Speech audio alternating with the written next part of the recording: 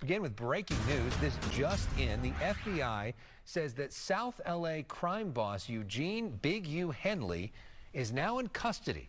Authorities say he ran a mafia-like organization while masquerading as a music mogul and gang peacemaker.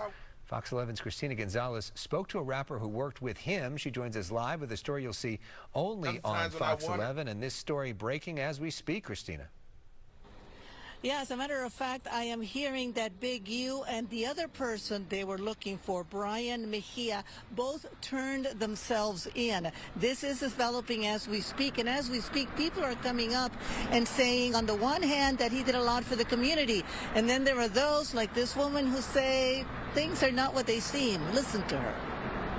No, I'm not surprised because I've been fighting this fight for a long time. Rapper Alicia Choi speaks about federal authorities accusing LA rap music executive and community activist Eugene "Big U" Henley of leveraging his connections with the Rollin 60s Crips to run a criminal enterprise, even funneling funds from his community nonprofits into his criminal operations. You cannot do evil when the cameras are off and smile and help kids when the cameras are on.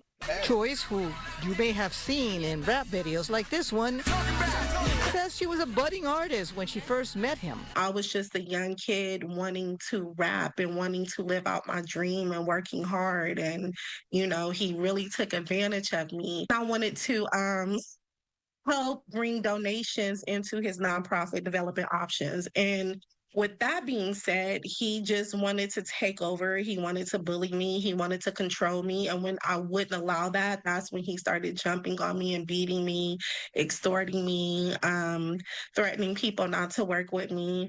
And I was scared for a long time to speak up. I was actually terrified. And I want to emphasize, these are very serious accusations she is making. And, you know, she says it is her fear, which makes it very difficult to follow up on these things. But she says her fear kept her from going to police.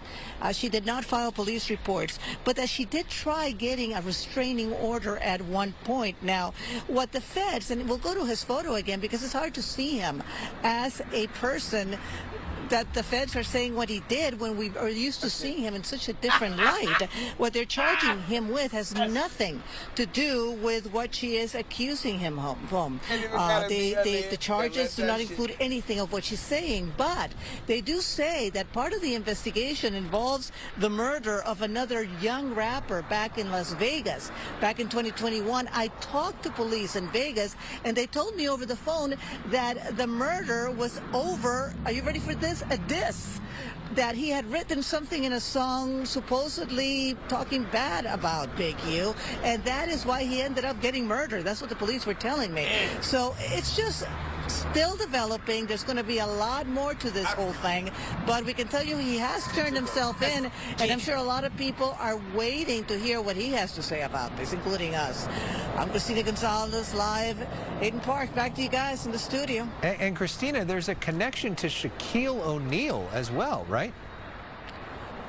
You know, I have not had time to look into that, and I am so wary of the, you know, because what's happening is a lot of people were seen with him. We're putting money into this nonprofit, and now the feds are saying that he took a lot of this money and it did not end up going to help kids. Again, keep in mind, that doesn't mean that kids were not being helped in some capacity by the organizations. The question is where the money went. It's not just Shaq, it's other rappers, other big names that I want to have time to really look into these allegations. Because even with the feds saying it, these are personalities that are well loved in this community, and they need to also have a chance to respond for themselves. Yeah. So, you know, stay tuned. We'll let you know as soon as we can confirm more things. But yeah, even Shaquille O'Neal, part of this whole thing. How sad. Yeah. All right, Christina Gonzalez, thanks for your reporting on that breaking story. Now